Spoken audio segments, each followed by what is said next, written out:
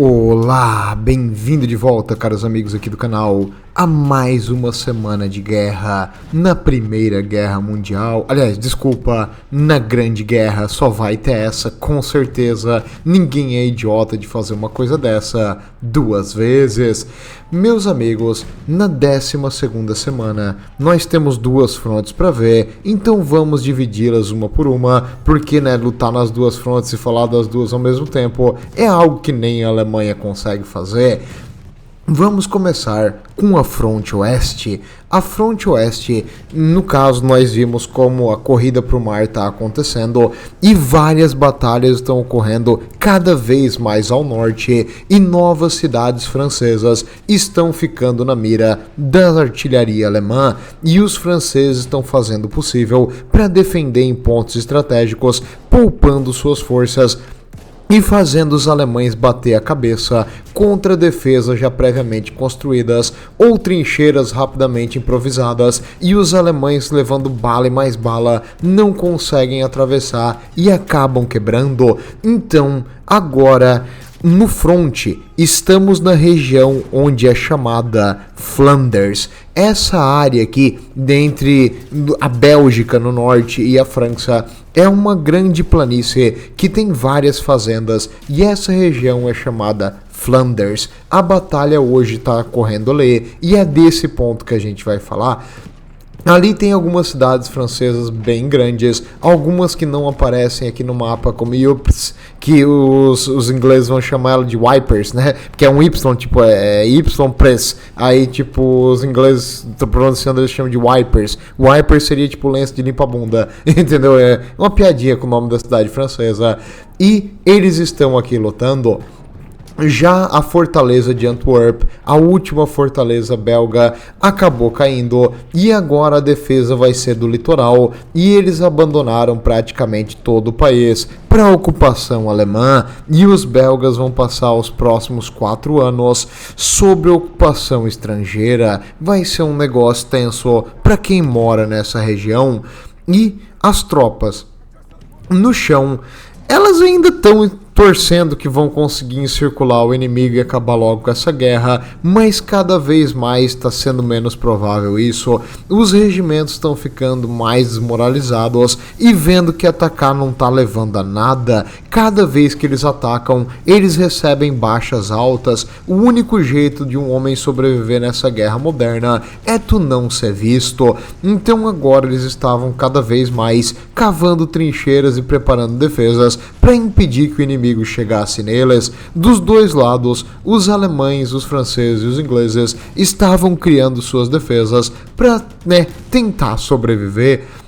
Enquanto isso, o alto comando estava ainda planejando movimentos e ataques incríveis e as tropas no chão, tipo, que merda que a gente se meteu, mas é o que temos para hoje, pelo Kaiser ou pelo rei ou pela França, não importa o que tu grita, tu vai levar a bala do mesmo jeito. Então eles ali estavam agora se preparando as trincheiras e tentando fazer coisas como botar arame farpado, minas terrestres e etc. para impedir o avanço do inimigo dos dois lados. Fazendo isso porque os alemães estão atacando, sim, mas os ingleses e os franceses também estão tentando achar uma brecha na linha alemã para conseguir fazer eles recuar.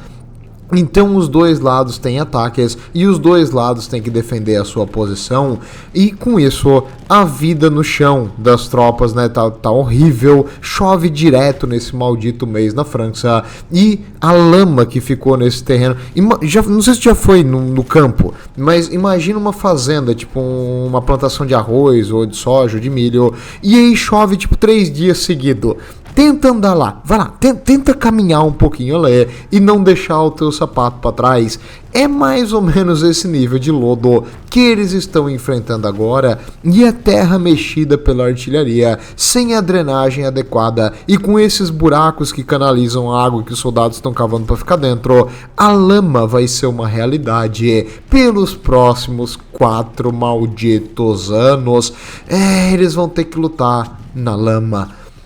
Enquanto isso, aqui na região de Flanders, uma cidade francesa que está atrás da linha agora, a cidade de Lille. A cidade de Lille é relativamente grande e os alemães começaram a bombardear ela no dia 11 de outubro e, pasmem meus amigos, no dia 13 de outubro a cidade se rendeu aos alemães. Então 2 dias é um novo recorde para o exército francês. Parabéns para eles, o pessoal se superou, né? Mas sem zoeira agora, não tinha sentido a resistência aqui, o exército principal já tinha saído dessa linha e a cidade, se ficasse bombardeada, ia ser completamente destruída sem ganho nenhum. Então eles estavam certos aqui em se render, e é difícil falar isso do francês, mas nesse caso eles estavam corretos em se render.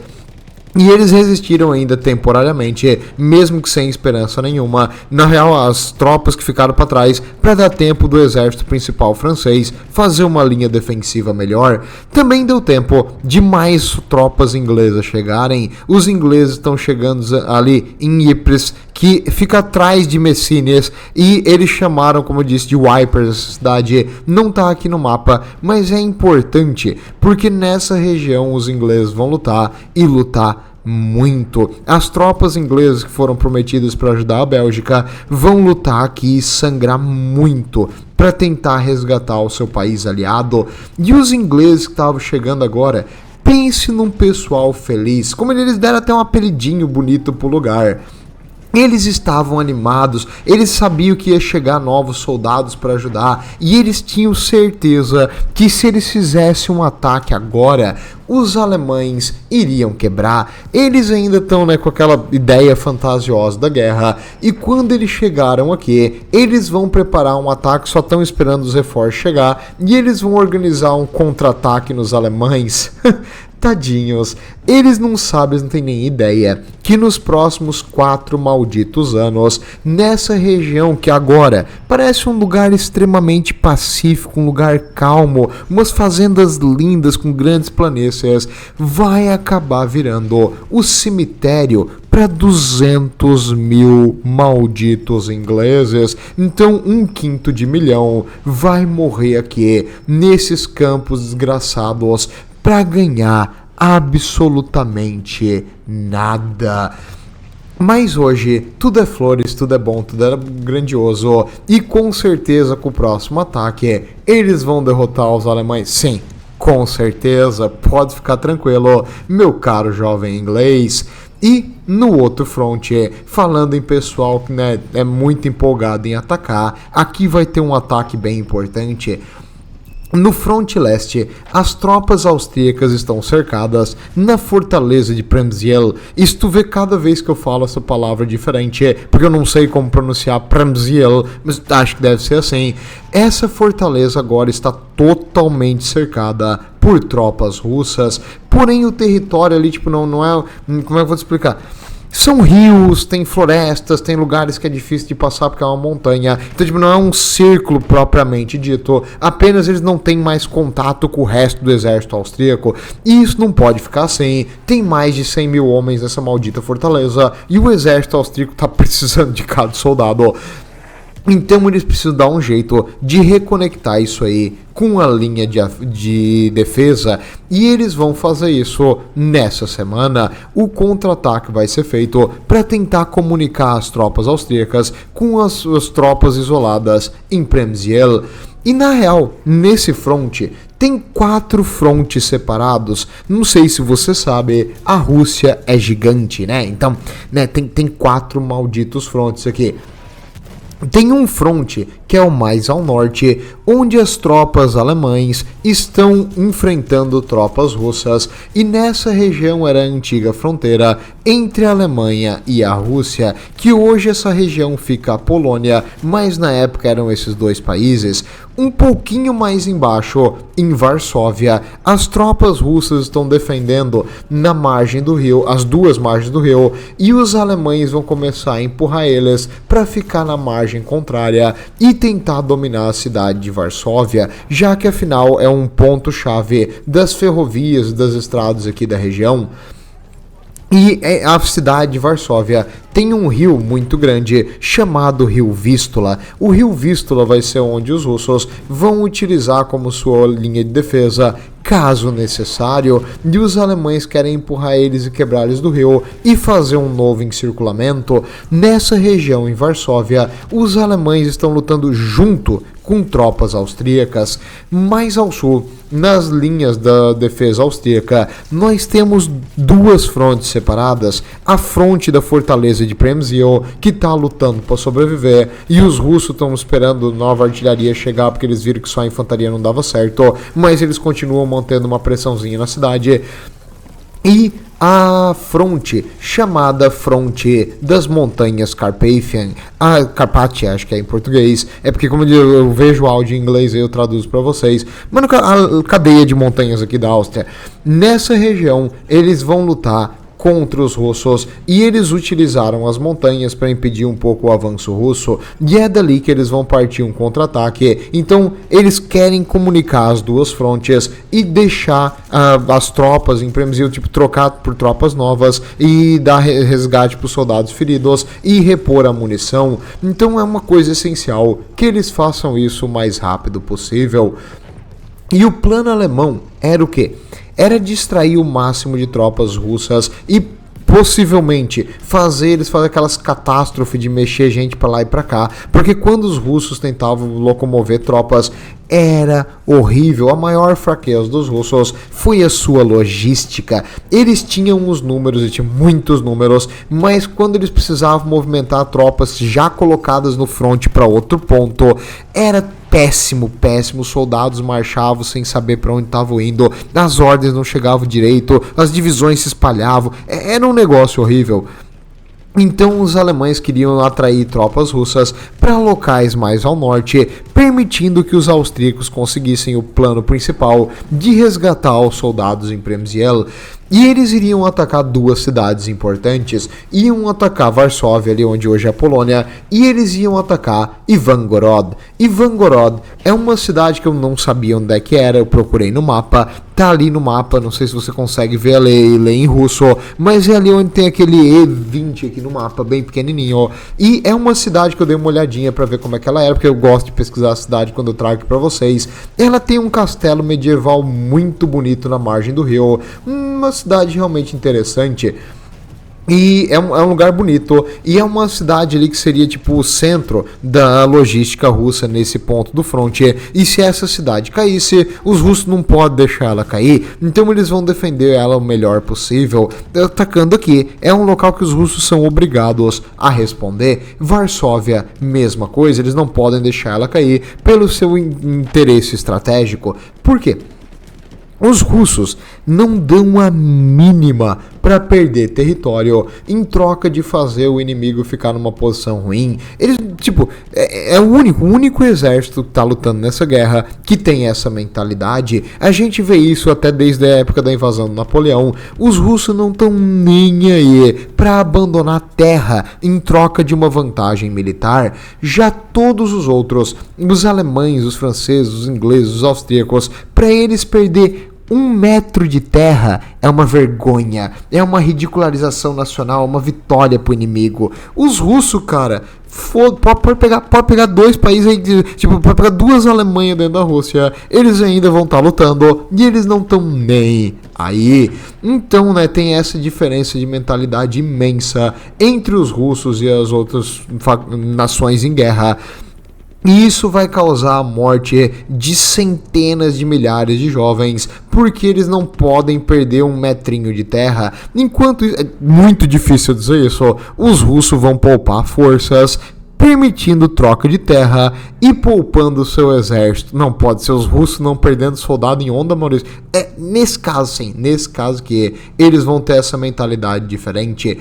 E em Varsóvia vai começar o ataque quando, no início dessa semana, as tropas alemãs estavam a menos de 20 quilômetros de Varsóvia e os russos sabem que esse ataque está vindo e sabem que esse ponto é essencial.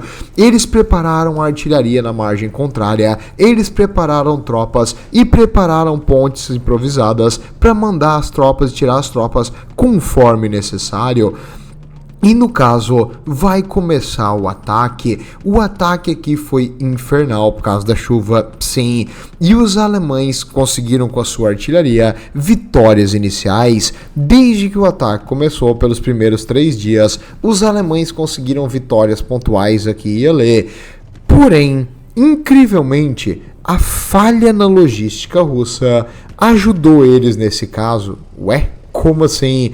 Porque conforme mais e mais tropas russas que estavam vindo para cá elas chegavam em ondas, e essas ondas os alemães já tinham gastado boa parte do seu bombardeio de artilharia, e aí eles conseguiram ajudar as tropas que ficaram na outra margem, retirando os feridos e trocando de tropas descansadas. E aí os alemães batiam de frente com o regimento russo, que estava praticamente inteiro. A vantagem, no caso do equipamento alemão, dava a eles uma vantagem local, porém eles também recebiam baixas, e quando eles conseguiam derrotar aquele reforço russo, um outro reforço russo chegava, e assim por diante. E agora o exército alemão já estava com a capacidade ofensiva bem reduzida devido às baixas da batalha anterior e a munição quase no limite. Então eles acabaram sendo repelidos. Conforme os dias foram passando, a vantagem alemã foi ficando cada vez menor e os regimentos começaram a ficar perigosamente abaixo da força ideal para uma ofensiva. Então agora, depois que as baixas foram se acumulando, os alemães não iam conseguir mais atacar de forma vantajosa e na verdade estariam tomando mais dano do que os russos defendendo essas posições. E em 12 de outubro, quando começou o ataque a Varsóvia, o general Hindenburgo despendeu enormes recursos e suas tropas mais de elite para conseguir eliminar esse ponto, porque esse ponto realmente era estratégico para a defesa russa, e eles queriam quebrar isso aí. E os russos novamente, gente, e mais gente, e mais gente, e mais gente, e cara, não dá. Toda vez que os alemães venciam um ponto, a artilharia russa fazia eles pagar, e um novo contra-ataque russo vinha. Cavaleiros apareciam do nada, se atacando loucamente, atirando de longe, tentando tomar as trincheiras apenas para ser derrubado por tiros e tiros de alemães, tipo, disciplinados, abaixados no chão, quando de repente uma explosão da artilharia russa do outro lado do rio conseguiu atingir Alé e levou os alemães pelos ares, e a cavalaria atropelava eles, e depois mais e mais ondas de soldados e mais gente morrendo que nem uns idiota para tomar uns pedacinhos de terra do outro lado do rio, mas poupando a cidade de Varsóvia. Então, por mais que os alemães tentassem, a cidade não ficou nem perto de cair. Eles estavam tão perto, mas tão longe. E em 15 de outubro ficou óbvio, o Hindenburgo percebeu que não ia dar certo. A taxa de baixa que eles estavam tendo no avanço ia ser impossível. E eles tinham acesso àqueles documentos russos, então ele sabia que os russos estavam um número muito maior que o dele. Então ele decidiu apenas diminuir o nível da ofensiva e tentar fazer de outro jeito, e não mais tentar um encirculamento completo das tropas russas e uma quebra total da linha, porque não ia ser realista, era impossível. O Hindenburgo percebeu isso e ele mudou as ordens de ataque. E os russos começaram a retomar um pouco do território, o que eles tinham perdido nos dias anteriores. Foi ser um vem e vai muito grande essa guerra aqui. Mas então as tropas alemãs, tipo esses ataques que, se desse certo, eles iriam capturar territórios russos, acabou não dando certo. E os russos mantiveram seus pontos de suprimento importantíssimos, pelo menos por enquanto. E no sul, na fronte austríaca, preciso saber dos austro-húngaros.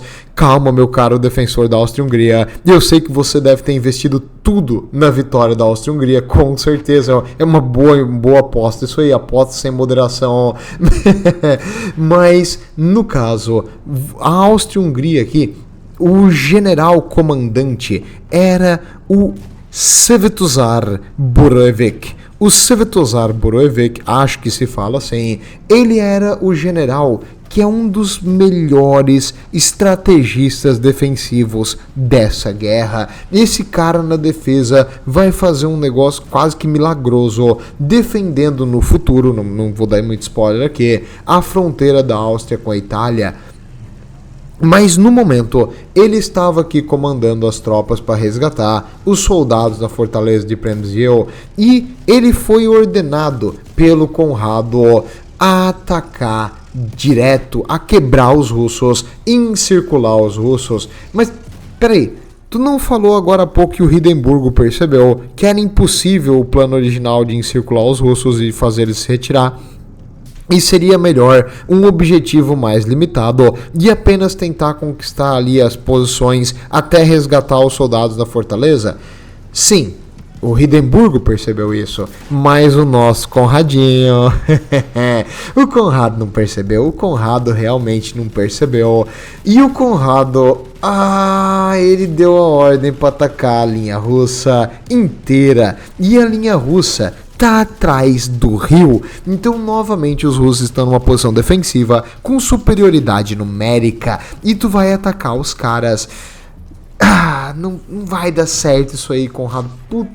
Pô, Conrado, pra que isso?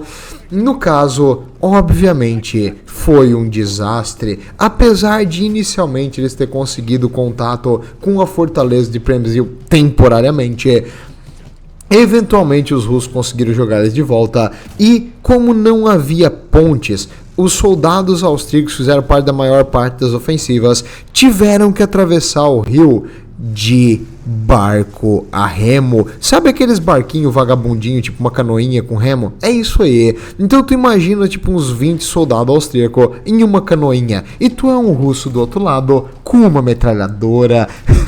Bliet, motherfucker. E tu vai fazer os caras uma peneira. E foi basicamente isso que aconteceu. A artilharia russa estava posicionada para acertar a passagem do rio e a margem contrária. Então, conforme ele saiu na outra margem, eles recebiam o tiro das árvores, da floresta, dos cantos. Então, os russos já estavam posicionados no mato e atirando neles para lá e para cá. E a artilharia sabia exatamente onde eles estariam passando, porque, dava para ver os caras entrando no barco do outro lado do rio. E aí, o comando maior austríaco, relaxa, deu a ordem para a artilharia deles contra-atirar nos russos e eles começaram a atirar na margem contrária do rio, onde nesse momento estavam as tropas austríacas desembarcando. Então a artilharia austríaca atirou nas próprias tropas, então eles receberam bala dos russos e da própria artilharia.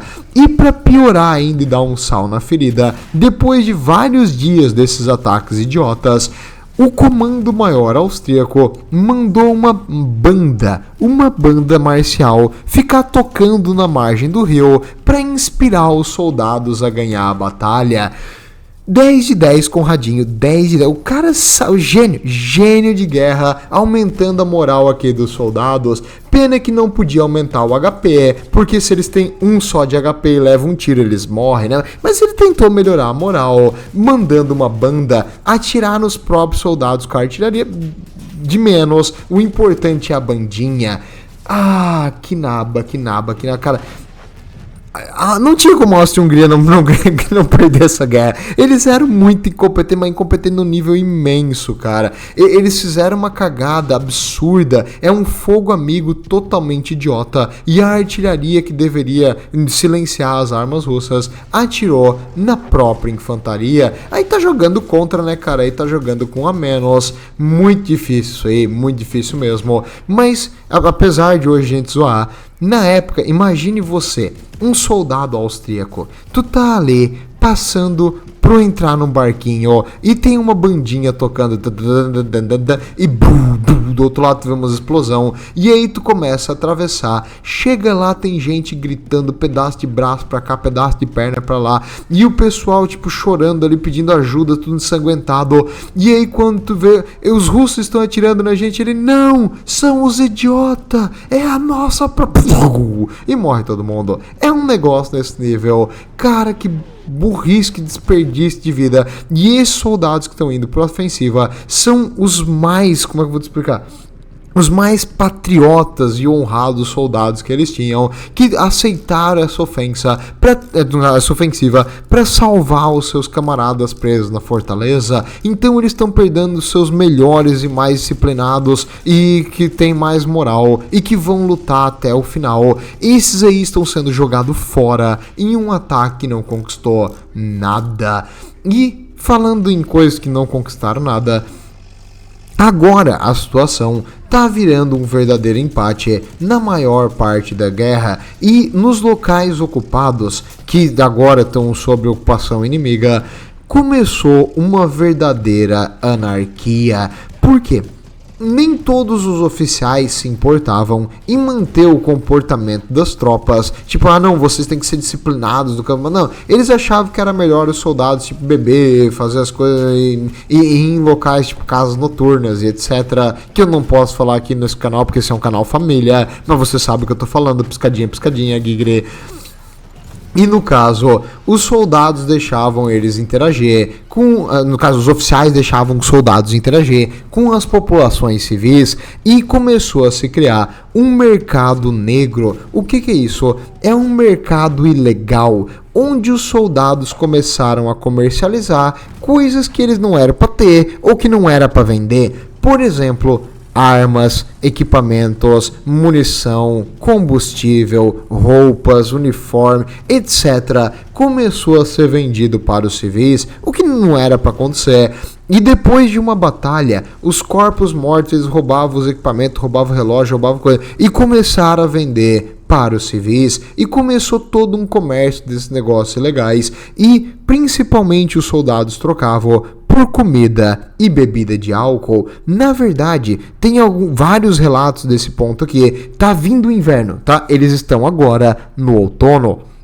Então a próxima estação é o inverno. E os russos, que tu sabe, né? No inverno na Rússia, né, conhecido, estão vendendo até mesmo o uniforme de inverno em troca de bebida e comida, porque tem lugares que eles não receberam comida da logística central russa, então eles precisam dar o seu jeito, e eles estão ali trocando com os civis coisas por comida, incluindo as botas de inverno e os uniformes de inverno. Vamos torcer que o inverno seja ameno, porque se o inverno da Rússia não for ameno, eles vão estar ferrados. Mas né, vamos ver o que vai acontecer. Se tudo der certo, a guerra vai acabar logo, e não precisa se preocupar com isso aí. Mas em si, começou um imenso comércio de coisas tiradas dos corpos mortos, quinquilharias, armas, baionetas, medalhas, tudo começou a ser vendido em troca de serviços, principalmente comida, álcool e, né, sabe a palavra com P e termina com ição, e eu não posso, né, pronunciar no YouTube devido a outra palavra que eu não posso pronunciar, que começa com C e termina com Ura. Mas vamos continuar, meus amigos, porque a guerra não é só com comércio legal que é feita. No mar agora, né, porque o mar também é uma fronte nesse momento. O Submarino 9, que a gente já viu nas semanas retrasadas, nas semanas passadas, que ele afundou 3 navios em pouquíssimo tempo. Esse submarino batedor de recorde, e agora, né, um símbolo nacional na Alemanha, ele atacou de novo a Marinha Real Inglesa. O HMS Rock, o navio chamado Rock, foi bombardeado por um torpedo. Então, do nada, BUM!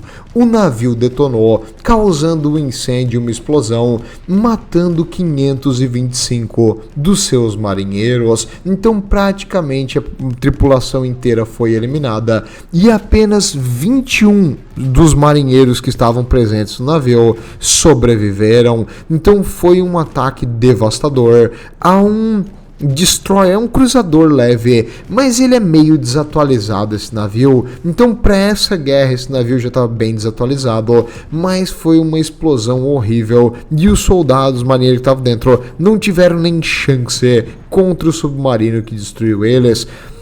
Mas nem tudo é ruim para os ingleses essa semana, porque os russos conseguiram capturar de um oficial de artilharia que foi morto um caderninho. Eles conseguiram, o cara tentou destruir os equipamentos do negócio e os russos entraram atirando, e eles pegaram o caderninho nele. E eles viram que nesse caderno tinha as codificações alemães, então eles mandaram isso para a Inglaterra, e na Inglaterra o serviço secreto vai começar a tentar descobrir o código alemão, e eventualmente eles vão conseguir decifrar as posições que os alemães enviam pelo rádio, e isso vai permitir muito mais fácil tu identificar onde tá esses submarinos que são altamente perigosos. E como tu viu aqui, a Inglaterra nesse momento não tem nenhuma capacidade de lutar contra. A guerra contra submarinos vai se desenvolver bem rápido, porque é uma questão de sobrevivência, mas os navios mais antigos não têm nenhuma capacidade de resistir a essa nova ameaça.